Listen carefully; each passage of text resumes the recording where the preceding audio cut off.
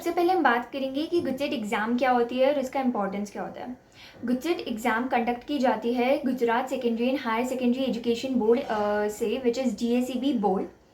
और आप गुजेट एग्ज़ाम के द्वारा इंजीनियरिंग और फार्मेसी कोर्सेज़ में लाइक एडमिशन ले सकते हो गुजरात की कॉलेजेस और गुजरात की यूनिवर्सिटीज़ में। एंड ये इम्पॉर्टेंट इसीलिए होता है बिकॉज़ ये एक स्टेट लेवल एंट्रेंस एग्ज़ाम है जो कि स्टूडेंट्स के फिज़िक्स, केमिस्ट्री एंड मैथमेटिक्स और बायोलॉजी जैसे सब्जेक्ट्स में एप्टीट्यूड, स्किल और नॉलेज टेस्ट करता है।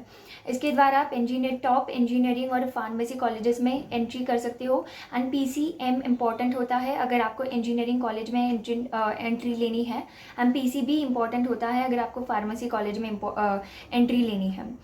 तो PCM एंड PCB ऐसे कोर्सेज़ है जो आपके 12th साइंस में होने चाहिए अगर आपको गुजेट एग्ज़ाम देनी है और अगर आपको उससे दूसरे कॉलेजेस में एंट्री लेनी है तो अगर आपको इन सारे एग्ज़ाम्स में इन सारे कॉलेजेस और यूनिवर्सिटीज़ में एडमिशन लेना है गुजरात में, तो गुजेट एग्ज़ाम काफ़ी इंपॉर्टेंट होती है। लेकिन अब बारी आती है, अब क्वेश्चन आता है कि गुजेट एग्ज़ाम के लिए एलिजिबल कौन कौन है। तो सबसे पहली चीज़ जो कि इम्पॉर्टेंट होती है वो है कि नेशनलिटी। कैंडिडेट इंडियन सिटीज़न होना चाहिए, उसकी नेशनलिटी इंडियन होनी चाहिए, तभी वो एलिजिबल होगा गुजेट एग्ज़ाम देने के लिए। दूसरी चीज़ आती है डोमिसाइल। आपको एग्ज़ाम गुजेट देनी है जो कि गुजरात बोर्ड GACB कंडक्ट करता है। आपको एडमिशन गुजरात की कॉलेजेस और यूनिवर्सिटीज़ में लेना है, तो आपका डोमिसाइल भी गुजरात ही होना चाहिए। या तो बाकी सारे रीजन्स जैसे कि union territories of Daman and Diu, या तो दादरा एंड नगर हवेलीज़, या तो ऐसा कोई भी स्पेसिफाइड रीजन जो कि अथॉरिटी ने आपको मेंशन किया है, आप अगर वहाँ से बिलोंग करते हो तभी भी आप गुजेट एग्ज़ाम के लिए एलिजिबल हो।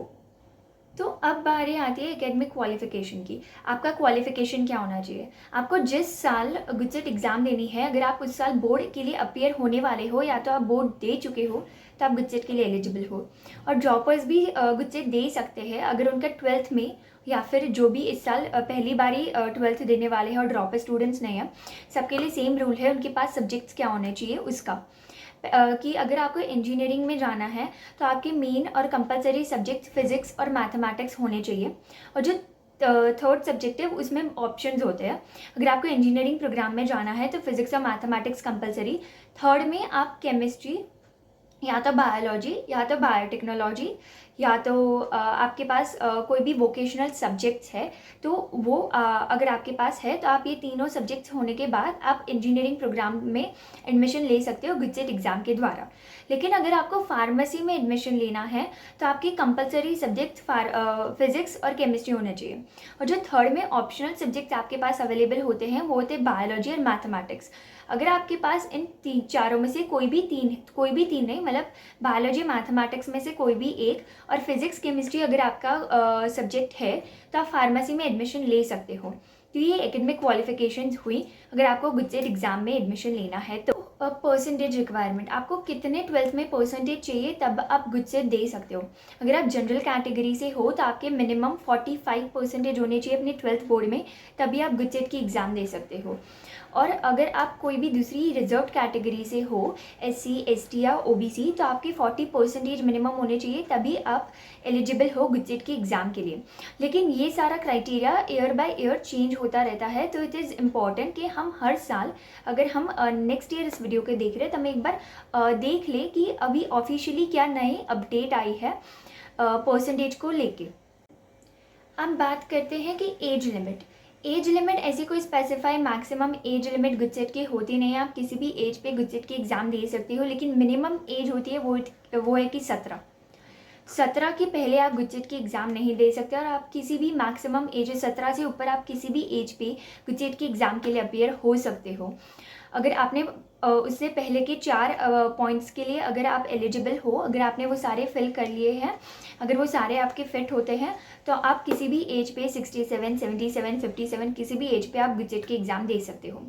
तो ये 5 पॉइंट्स अगर आप फिल कर पा रहे हो, अगर आपके साथ फिट होते हैं, तो आप गुजेट की एग्ज़ाम दे सकते हैं और आप उसके लिए एलिजिबल हैं। अभी एग्ज़ाम पैटर्न, गुडसेट की एग्ज़ाम पैटर्न क्या होती है? गुडसेट की एग्ज़ाम पैटर्न आपकी मेनली आपकी कम्पिटिटिव एग्ज़ाम्स जो भी आपकी नेशनल कम्पिटिटिव एग्ज़ाम नीट और जेईई है वैसी ही होती है। एमसीक्यू पैटर्न होता है, एक क्वेश्चन होता है, 4 आंसर होता है और इसमें से कोई भी एक करेक्ट आंसर हमें चूज़ करना होता है। बस यही एक उसकी एग्ज़ाम पैटर्न होती है। और उसमें बात आती है अभी सब्जेक्ट्स कौन कौन से होते हैं। 3 सब्जेक्ट्स, फिज़िक्स, केमिस्ट्री, ये दोनों कंपलसरी। अब तीसरा वेरी करता है कि आपकी फील्ड ऑफ स्टडी क्या है। अगर आपने 12th में पीसीएम लिया है सब्जेक्ट से आपके, तो आपकी पीसीएम फिजिक्स, केमिस्ट्री और मैथमेटिक्स में पेपर आएगा। और अगर आपने बायोलॉजी लिया है 12th में, तो आपके पेपर में फिजिक्स, केमिस्ट्री और बायोलॉजी आएगा। ये ऐसे matter, I mean it varies on the basis of your field of study. दूसरी बात जो होती है वो है कि मार्क्स कितने होते हैं। 40 मार्क्स का एक सब्जेक्ट होता है, तो टोटल मिला के 120 मार्क्स पूरे पेपर के हो जाते हैं। अब टाइम कितना मिलता है आपको 120 मार्क्स का पेपर अटेम्प्ट करने में? 3 आवर्स मिलते हैं। 3 आवर्स यानी कि 180 मिनट्स आपको इसमें पूरा अपना पेपर सॉल्व कर देना है। उसके बाद आपको OMR फिलिंग के लिए भी एक्स्ट्रा टाइम नहीं मिलता है। आपको सॉल्व भी करना है, OMR फिल भी करनी है, और अपनी जो भी OMR पे इंफॉर्मेशन होती है वो टीचर और वो जो भी इन्विजिलेटर होगा वो आएंगे पेपर पे आपकी इन्फॉर्मेशन लेंगे। ये सारा कुछ 3 घंटे में ही होगा, ना ही आपको रीडिंग के लिए एक्स्ट्रा टाइम मिलेगा। तो हमें टाइम मैनेजमेंट भी काफ़ी अच्छे से सीखना होगा। अभी मार्किंग स्कीम क्या होती है? मार्किंग स्कीम आपकी, अगर आपने करेक्ट आंसर दिया है तो आपको 1 मार्क मिलेगा, और अगर आपने गलत आंसर किया है तो नेगेटिव मार्किंग होती है गुडसेट में, वो होती है -0.25। हर एक गलत आंसर के लिए आपका -0.25 होगा, और हर एक सही आंसर के लिए आपका 1 होगा। आप मतलब आपको 1 मार्क्स मिलेगा, +1 होगा। अगर आपने उसको अनअटेम्प्टेड छोड़ा है, अगर आपने उसको अटेम्प्ट नहीं किया है, तो 0 मार्क्स, ना ही आपके कट होंगे, ना ही आपको मार्क्स मिलेंगे। तो ये उसकी मार्किंग स्कीम होती है। अभी गुडसेट का सिलेबस क्या होता है? गुडसेट का सिलेबस GACB बोर्ड की 12th बोर्ड की सिलेबस पे डिपेंड करता है। उसका जो भी सिलेबस होगा वही आपके गुडसेट का भी सिलेबस होगा। वही चैप्टर्स में से, उन्हीं में से आपके MCQs बन के सिर्फ 12th का, ना 11th और 12th का साथ में नहीं होता है। जैसे कि आपकी नेशनल लेवल एंट्रेंस एग्जाम में आपका 11th 12th साथ में पूछा जाता है, वैसा नहीं होगा। सिर्फ 12th का सिलेबस पूछा जाएगा आपकी गुडसेट की एग्ज़ाम में, और उसी में से आपके क्वेश्चंस बन के आएंगे। अभी बारी आती है कि हमने सिलेबस जान लिया, हमने सब कुछ कर लिया, हमें सब कुछ गुडसेट के बारे में पता चल गया। अगर हमें अब गुडसेट देनी होगी तो हम एप्लीकेशन प्रोसेस क्या होती है उसकी, हमें एप्लीकेशन प्रोसेस कैसे करनी है, क्या होती है, वो सब अभी हम बात करेंगे। एप्लीकेशन प्रोसेस के लिए पहले तो गुडसेट की जो एग्ज़ाम होती है उसके लिए फॉर्म ऑनलाइन आते हैं उसकी गुडसेट की वेबसाइट पर। आप अगर गूगल पे सर्च करेंगे गुडसेट वेबसाइट तो आपको मिल जाएगी।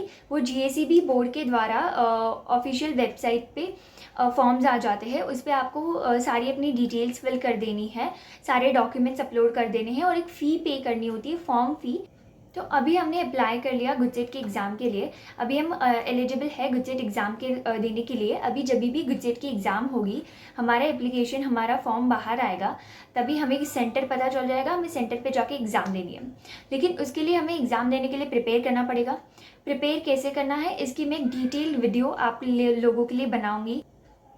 इतना तो हमें पता चल गया होगा कि गुडसेट एग्ज़ाम के लिए मतलब 120 मार्क्स की होती है। सिर्फ 3 घंटे में हमें सारी चीज़ें करनी है, डिटेल्स फिल करनी है, OMR करना है, सॉल्व करना है, रीचेक भी पेपर को करना काफ़ी इंपॉर्टेंट होता है। तो इसके लिए टाइम मैनेजमेंट होना चाहिए। तो टाइम मैनेजमेंट काफ़ी इंपॉर्टेंट है। एंड अगर शॉर्ट में मैं आपको बताऊँ तो practice previous year of questions, फिर जो भी सिलेबस है उसको एक बार देख लेना है, काफ़ी अच्छे से पूरा सिलेबस तो एक बार हो जाना चाहिए। और 12th का ही सिलेबस आता है तो इतना ज़्यादा डरने की ज़रूरत नहीं है। जो ही अगर आप बोर्ड के लिए प्रिपेयर करोगे, या तो अगर आप अपनी कम्पिटिटिव एग्ज़ाम के लिए भी प्रिपेयर करोगे, तो गुडसेट के लिए प्रिपेयर अपने आप हो जाओगे। तो बस हमें उसकी थोड़े से क्वेश्चन 1-2 महीने पहले सॉल्व कर लेने हैं, उसके प्रीवियस ईयर क्वेश्चन सॉल्व कर लेने हैं, तो हम गुडसेट के लिए एकदम तैयार हो जाएंगे। हम गुडसेट में काफ़ी अच्छे मार्क्स लेके आ जाएंगे।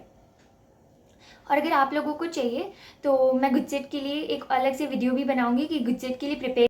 अभी हमने गुडसेट दे भी दी, गुडसेट दे दी, हमारा रिजल्ट आ गया, हमारा काफ़ी अच्छा रिजल्ट आया। क्योंकि हर एक बच्चे का आएगा ही अगर हम अच्छे से पढ़ेंगे और थोड़ा सा एफर्ट डालेंगे तो उसके बाद एग्ज़ाम आने के बाद हमारे जो भी सब्जेक्ट्स है, हमने जो भी चूज़ किया था, जैसे कि हमने PCM चूज़ किया था तो हम इंजीनियरिंग के लिए एलिजिबल है, PCB किया था तो फार्मेसी, और PCM स्टूडेंट फार्मेसी के लिए भी अपेयर हो सकते हैं। तो उसके हिसाब से हमें बहुत सारे कोर्सेज हमारे पास अवेलेबल होंगे और हमें उसके लिए अप्लाई करना है। और काउंसलिंग राउंड्स होंगे मेरिट लिस्ट के बेस्ड के ऊपर, आपके रैंक के ऊपर, आपके परसेंटाइल के ऊपर काउंसलिंग राउंड्स होंगे। हमें काउंसलिंग राउंड 1 होगा, राउंड 2 होगा, एक मॉपअप राउंड होगा और उसके हिसाब से हमें कॉलेजेस अलॉट किए जाएंगे गुजरात में, आपको जो भी कोर्सेज चाहिए उसके ऊपर से। तो काउंसलिंग राउंड भी जब आता है तब अनाउंस कर दिया जाता है ऑफिशियल वेबसाइट पे गुजसेट की। तो ये सारी हमें चीज़ें ध्यान रखती रहनी है कि कब आया, कब नोटिफिकेशंस आई है, इन सब चीज़ों का हमें ध्यान रखना है। और जैसे ही हमें सारी चीज़ें अपलोड हो जाती है, हमें फॉर्म फिल करना शुरू कर देना है। और इससे पहले ही बिना टाइम वेस्ट करे हमें देख लेना है कि हमें कौन से कोर्सेज में जाना है, हमें कौन सी कॉलेज में जाना है और कौन सी मार्क्स पे, कौन सी मेरिट पे कौन सा कॉलेज मिलेगा। ये सारी चीज़ें हमें देख लेनी है ताकि हमें काउंसलिंग राउंड में काफ़ी ईजी रहे हमारी चॉइसेस फिल करने में। तो यही था जो था ओवरऑल गुजसेट एग्ज़ाम के बारे में। काफ़ी इंपॉर्टेंट एग्ज़ाम होती है अगर आपको अंडर ग्रेजुएट प्रोग्राम्स में एडमिशन लेना है तो गुजरात स्टेट में। और कुछ एलिजिबिलिटी क्राइटेरियाज भी होते हैं जो आपको फिल करने पड़ते हैं। तो यही सारी चीज़ें थी जो मैं आपको बताना चाहती थी, मैंने बताई। और अगर आपको इसमें कुछ भी डाउट हो, जैसे कि गुजसेट एग्ज़ाम क्या होती है, इसकी बेसिक इन्फॉर्मेशन से लेके उसकी एडमिशन प्रोसेस तक आपको जो भी डाउट हो आप मुझे कमेंट सेक्शन में पूछ देना। या तो अगर आपको किसी चीज़ पे सेपरेट वीडियो चाहिए, एप्लीकेशन प्रोसेस में फॉर्म कैसे फिल करते हैं, एडमिशन पे, काउंसलिंग राउंड में कुछ भी चाहिए तो मैं उस पर सेपरेट वीडियो भी बना दूँगी। आप बस मुझे कमेंट सेक्शन में बता देना और कुछ भी डाउट होगा तो वो भी आपका कमेंट सेक्शन में मैं क्लियर कर दूँगी। So do write in the comment section if you have any doubt and see you in the next video. तब तक keep working hard, keep supporting.